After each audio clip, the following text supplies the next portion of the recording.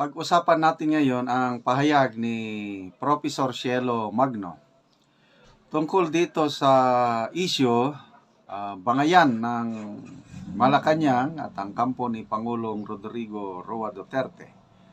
Ang Pangulong Marcos Jr. na ang mismong nagsabi na nagsisinungaling ang Pangulong Duterte, yung sinasabi niya na may blankong items doon sa BICAM report. Sumagat naman ang kampo ng Duterte na BICAM report ang aming tinutukoy, hindi yung GAA. So, hindi nagkakaintindihan itong dalawang grupo.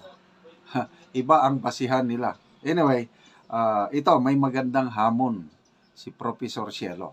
Ano yung hamon na yan? Pakinggan natin ang kanyang pahayag.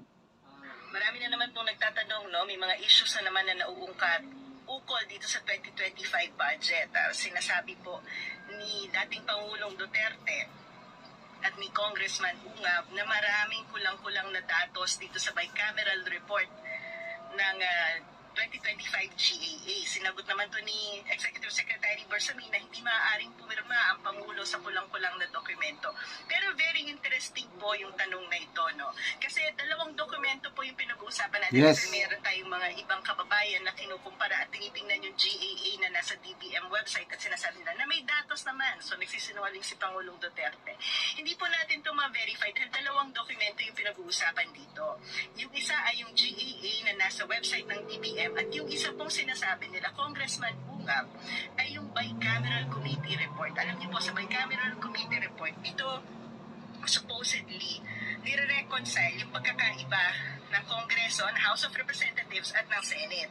Pag lumabas po yan sa Bicameral Committee, dapat kompleto yung dokumento dahil yan ang ipapasa bilang batas. Ngayon, kung totoo itong sinasabi ni Congressman Ungab na kulang-kulang ang datos at impormasyon na lumabas dito sa Bicameral Committee, ay hindi po yan maaaring maging batas. At hindi yan maaaring pirmahan ni Pangulong Marcos. Kung totoo pong kulang-kulang yung datos, ay sino ang nagpuna at nag-fill up ng mga kulang-kulang na datos. Hindi po natin masagot, ma-verify kung sino yung tama dahil hina-highlight po nito muli yung problema natin sa bicameral, kung gaano siya ka-opaque, walang accountability, hindi transparent, dahil hindi naman po natin nakikita kung ano nga ba yung report ng Bicameral Committee, hindi po yan pinapakita sa publiko. Hindi po natin nakikita yung minutes, hindi natin nakikita yung deliberation, hindi natin nakikita kung sino ba sa mga congressman at senador ang nagdagdag, nag-insert ng mga kung ano-ano dyan sa Bicameral Committee. Kaya kung totoo itong sinasabi ni Congressman Ungab ay maaaring hindi nga valid ang pinirmahan ni Pangulong Marcos dahil kung kulang-kulang yung Bicameral Committee, hindi nga pwedeng magpasa yung Senado at Kongreso ng kulang-kulang na batas at hindi maaaring pumirma ang Pangulo ng kulang-kulang na batas. So sino ang nag-fill up ng mga blankong ito kung totoo yung sinasabi ni Congressman Ungab? Ngayon, para sa ating mga mamamayang Pilipino, ang pinakamaganda dito ay hamunin natin itong mga congressman at senador natin na kung totoo at nakita nila doon sa bicameral report na kulang-kulang nga itong nag-produce na dokumento ng bicameral report, ang maganda po talaga dyan ay dalhin nila ito sa Supreme Court para once and for all ay makapag-decide na ang Supreme Court ng kung ano nga ba ang scope ng power at mandate ng Bicameral Committee at sana nga ay mas maging transparent at accountable sila. Alam niyo po, hindi rin lang naman ngayong panahon ni Pangulong Marcos ganyan ang Bicameral Committee, no? Matagal na pong ganyan ang pag-ooperate ng BICAM. May mga insertion, may nawawala, may nadadagdag. Hindi lang po sa budget kung hindi sa batas na dumaraan sa mga Bicameral Committee conference.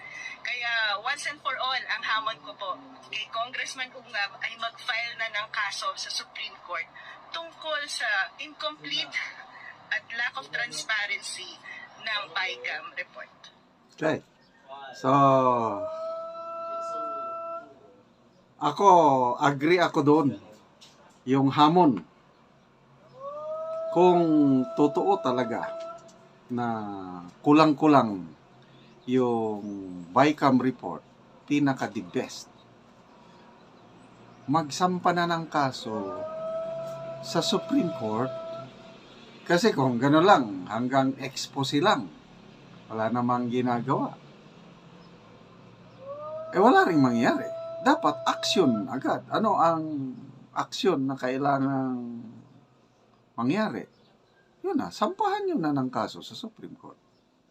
Diba ganun lang? So,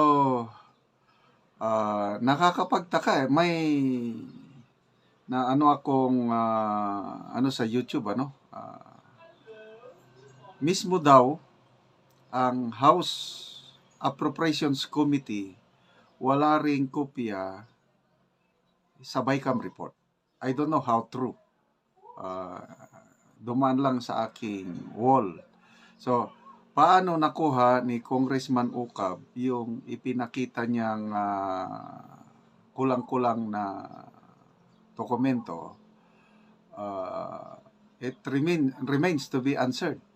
But I believe na si Attorney Vic Rodriguez na mismo ang nagpaliwanag. At alam natin ang kalidad ni Attorney Vic Rodriguez, hindi siya magsasalita pag hindi niya na verify yung source niya. Maliwanag yung sinabi ni Attorney Vic Rodriguez na talagang authentic yung copy na hawak nila at may kulang-kulang na mga dokumentos.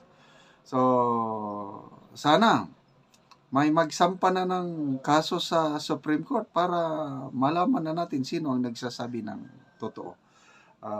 Magkaiba lang ang perspective ng Administrasyong Marcos is walang blanco. Correct, walang blanco. Filled up lahat. Ang BICAM report may blanco. So, kung totoo itong aligasyon ni Congressman Ucab, blanco yung BICAM report, may blanco, sino ang nag-fill up bago naaprubahan ng Pangulo? Yun ang dapat nating malaman ng kasagutan. Anyway, salamat mga kaibigan sa inyong suporta sa ating channel, sa inyong panunood.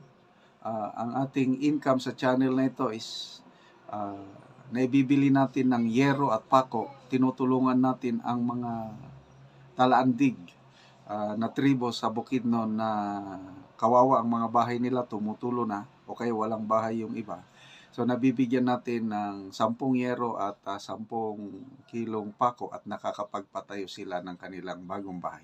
Panoorin nyo ang video na ito. Mauna din ni ang isa sa mga natabangan karon nga nakabalay na gid sila o nagatukod na sa ilahang panimalay. So gihatagan sila og yero, so wala din ni ang mga yero nga gipanghatag sa ila tag napulo sa isa ka balay. So dako na kayo ang naitabang sa ila. So karon kamulo na sila og buhat sa ilahang balay. Kaugalingon nga balay nila. So dili na sila magalisod. Kay isar ni sila sa mga nagapuyo lang sa ilang ginikanan nga wala gyud balay. So daghan ki sila sa isa ka balay. So karon muna ang tag-iya nga nagapanday. So ginahinayan ang panday. So mo rin niyang tag-iya. So unsa man yung maistorya ani nga ngani nataga na mo unsa man imong maistorya? Salamat kayo sa naghatag og yero kay patukod na may bag-ong balay. Ug salamat pud kaayo sa Ginoo labi na sa naghatag ani. Ug salamat pud kaayo sa YouTube channel kay dako gyud kaayong tabang sa yero nga natagaan ni. Salamat kaayo sa nagsuporta sa YouTube channel. Sa una asa ra man to yung balay niyo sa una asa ra man nagapuyo? Dito dito sa babaw din nabungkag naman to tapos nagluon kami sa balay sa Kungsuon. Bali nakipuyo lang mo sa kuan sa imong igsoon nimo. Oo. Tungod kay wala pa manggod ni ipalit og hero kay mahal man pud kaayo karon gud ang baligya. So karon wala na kay naigasto para makapalit og yero no. Wala na. So pasalamat ka sa mga supporters sa YouTube channel.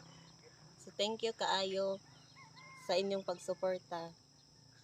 Nga God bless. isa sila sa natabangan sa ilang panimalay. So, o din ni.